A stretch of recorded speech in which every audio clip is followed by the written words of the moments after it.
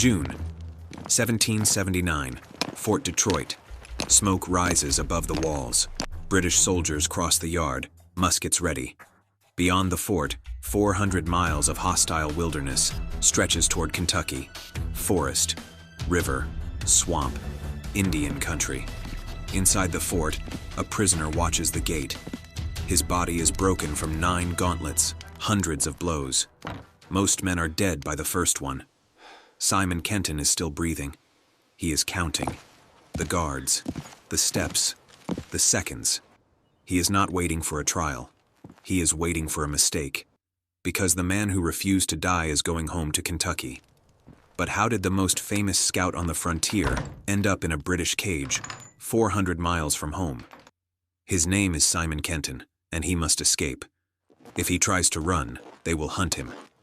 Most prisoners who attempt escape are found within days. Some starve, some are tracked, some simply vanish into the forest. But Kenton is already studying the fort, watching the guards, counting the hours, looking for the one mistake that might open a path south. The British commander sends for him. Kenton is led inside a low wooden building, lit by a small fire and dim candlelight. Outside, the air hangs heavy against the walls of the fort. The officer studies the prisoner standing before him. This is the man they have heard about along the frontier trails. A scout who can move through forests without leaving a sign. A hunter who knows the rivers and ridges of the Ohio country better than most maps. The commander speaks plainly. Escape from Detroit, he says, is impossible. Too many guards, too many miles of wilderness, too many warriors moving between the rivers and the settlements. If Kenton attempts it and is captured again, the punishment will be simple: death. The warning hangs in the air between them. Kenton listens quietly. He says almost nothing. Then he is led back outside, past the watchfires, and the soldiers walking their posts along the hard-packed earth. The warning does not frighten him. It only confirms what he already knows. If he stays here, he will never see Kentucky again. In the days that follow, Kenton begins watching more carefully. He studies the gates, the guards, the hours when the fort grows quiet. Somewhere inside these walls, he believes, there must be a weakness. Before long, he discovers something else. He is not the only man thinking about escape. I'm Rowan, and this is OTRA Legends. Today, the story of how Simon Kenton escaped Fort Detroit. Kenton soon learns he has an ally inside the fort, a merchant named John Edgar. Edgar has watched prisoners come and go through Detroit for years. Most who try to escape do not make it far. Some are tracked within days. Others are found along the river trails, caught before they ever reach the settlements. Edgar understands the wilderness around Detroit, and he knows why so many men fail. Too many prisoners run south the moment they leave the fort. That is the road the hunters expect. Edgar quietly explains a different plan. If Kenton escapes, he must first travel the wrong direction. Northwest, away from Kentucky, away from the settlements. Only after several days should he turn west, then finally south toward the Ohio country. It is a dangerous gamble, but it might confuse anyone sent to track him. Edgar agrees to help prepare the escape. Food must be hidden. Powder and shot must be secured. Blankets must be ready for the journey. Everything must be placed where Kenton can reach it, without raising suspicion. Inside the fort stands a small wooden privy, used by the soldiers. Edgar begins carrying supplies there, one piece at a time. A little food, a little ammunition, a blanket folded beneath loose boards. No one notices. To the guards, it looks like nothing more than a routine trip across the yard. But with every visit, the escape grows more real. Kenton waits, watches, says very little. The guards grow used to seeing him move about the fort. That is exactly what he wants. If the plan works, he will leave Detroit with 2 other prisoners. 3 men stepping quietly into the night. 3 men heading northwest into the wilderness, pretending to flee in the wrong direction, while the real journey home waits far beyond the forest. Night settles over Fort Detroit. The fires burn low along the walls. Guards move slowly between the watch posts, their boots grinding against hard-packed earth. Most of the fort has gone quiet. Inside the yard, Kenton waits for the moment he has been planning for days. The guards grow careless when the night deepens. Conversations drift across the warm air. A few soldiers disappear into the barracks to rest beside the fire. Kenton walks the yard, calm, deliberate. He has done this many times before. No one looks up. No one suspects a thing. He reaches the small wooden privy. Inside, beneath loose boards, Edgar has hidden everything they will need. Powder, shot, food wrapped in cloth, a blanket for the journey ahead. Kenton gathers the supplies quickly, moving in the dark by memory. Outside the fort, 2 other prisoners wait nearby. They have agreed to run with him. 3 men. 3 shadows preparing to vanish into the forest. The gate guards watch the south road. It is the obvious choice, the direct path to the settlements. It is where every runner goes, and it is exactly where the hunters will be waiting. Kenton leads the others in the opposite direction, northwest, away from Kentucky, away from the settlements, away from the roads the trackers will search first. They move quietly through the darkness until the lights of Fort Detroit disappear behind them. Ahead lies wilderness, rivers, thick forest, nearly 400 miles of hostile ground between Detroit and Kentucky. If the British discover their escape, soldiers will follow. If native war parties find their trail, the chase will end quickly. The forest around them is silent as they begin to walk. 3 men stepping into the night, hoping the wilderness will hide them long enough to reach home. The first miles pass in silence. Leaves and soft earth give beneath their feet as they move deeper into the forest. Kenton sets the pace, steady and controlled, never rushing, never slowing. He knows the wilderness will test them long before any hunter finds their trail. They travel northwest, just as Edgar advised, moving against instinct, away from everything that feels like safety. By morning, pale light filters through the trees. They stop only long enough to eat what little they have, then move again. Behind them, Kenton knows the fort will wake. The escape will be discovered.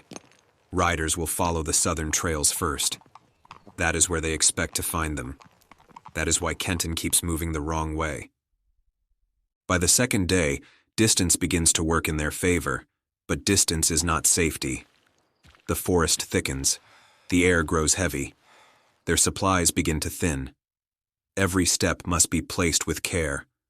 No broken branches, no clear tracks, no sign left behind.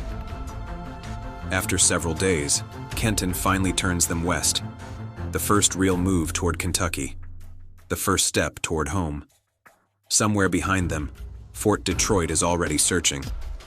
Morning comes again, and this time the wilderness begins to take its toll. Their food runs out first, then their strength. The forest offers nothing, no game, no easy meal. The ground rises and falls beneath them in long ridges and narrow creeks. One man begins to fall behind. Another stumbles, catching himself against the trees. Kenton does not slow. He cannot. If they stop, they die. If they slow down, they are caught. So he keeps moving, one ridge at a time, one stream at a time, pulling them forward whether they are ready or not. The wilderness is no longer just a path. It is the enemy now. Days pass, and the forest closes around them. The heat presses down through the trees. The air grows thick, hard to breathe, harder to endure. Hunger settles in. Every step costs more than the last. The men say little now. There is nothing left to say. Kenton studies the land as they move, the shape of the ridges, the direction of the water, the pull of the ground leading south. The forest is alive with sound, but none of it brings comfort. No sign of hunters, no sign of pursuit. But quiet does not mean safe. It only means unseen. The farther south they travel, the more the men begin to fail. One stumbles often, another can barely keep pace. Hunger has taken hold, and it will not let go. Kenton understands what this means. The wilderness does not forgive weakness. If they stop, they die. If they hesitate, they are finished. So he keeps them moving. South. Always south. 1 mile at a time. Then the land begins to change. The ridges grow steeper. The streams widen. The forest opens, then closes again. Kenton studies the horizon more often now. Something is different. Something is near. Then one morning he sees it. The land drops away ahead of them, and through the trees a wide ribbon of water cuts through the valley. The Ohio River, the boundary between captivity and home. The men stare in silence. They have walked hundreds of miles to reach this place, but the danger is not over. It has only changed. The river is watched. Soldiers move along its banks. War parties travel its trails. If they are seen here, the escape ends. And now there is another problem.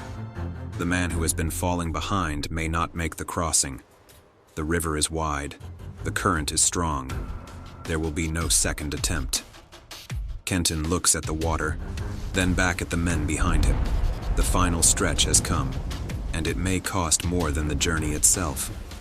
The river moves through the valley, wide, dark, alive beneath the rising wind. Kenton studies the banks as the sky begins to turn. This crossing must be chosen now. Storm clouds gather above the trees. The air shifts. The river begins to change. If they wait, they may be found. If they move, they may not survive it. Kenton does not hesitate. This is near the crossing that will one day be called Logan's Gap, a place hunters use when they have no other choice. The wind rises fast. The surface of the river breaks. Water moving harder now, faster than before. One of the men can barely stand. Kenton looks at him once, then back at the river. There will be no second attempt. They step into the water. The current takes them immediately, pulling, dragging. The storm hits as they push forward, wind across the surface, water breaking against them. One man slips, disappears beneath the current. Kenton turns, grabs him, forces him back up. They fight forward together, step by step, losing ground, fighting to keep their footing. The far bank feels impossible. Then suddenly, it is there. Kenton reaches it first, pulls himself onto the shore, turns back. The others follow. One collapses as he reaches the ground. Kentucky. Behind them lies Fort Detroit. 400 miles to the north. 400 miles of wilderness that tried to kill them. Most men would have died in that river. Simon Kenton did not. Dawn breaks over the southern shore of the Ohio River. The storm has passed. The forest is still. Kenton and the others lie where they fell, too exhausted to move. Their clothes cling to them, soaked from the crossing. For a long time, no one speaks. They made it across. They left Fort Detroit behind them. But the danger is not gone. Kentucky is still a frontier at war. Raids, ambushes, cabins burned along the edge of the settlements. The forest can still hide enemies. Kenton rises first. He studies the ground around them, listens, watches. No riders, no voices, no sign of pursuit. Not yet. The others begin to move, slow, unsteady. The journey has taken nearly everything they had. Hunger, exhaustion. But they are alive. And for the first time since Detroit, they are on their own ground. Somewhere beyond these ridges lie the settlements. Safety. Maybe. Kenton gathers what remains of their supplies. Then he turns south. He does not look back. Fort Detroit is 400 miles behind him. The men who swore he would never escape will never see him again. But the frontier war is far from finished. Across the Ohio country, raids are already beginning again. Shawnee warriors move through the forests. British agents still work to drive settlers back across the mountains. Another fight is already waiting somewhere beyond these ridges. Most men would have disappeared after a journey like that. Simon Kenton did not. He walked straight back into the frontier war.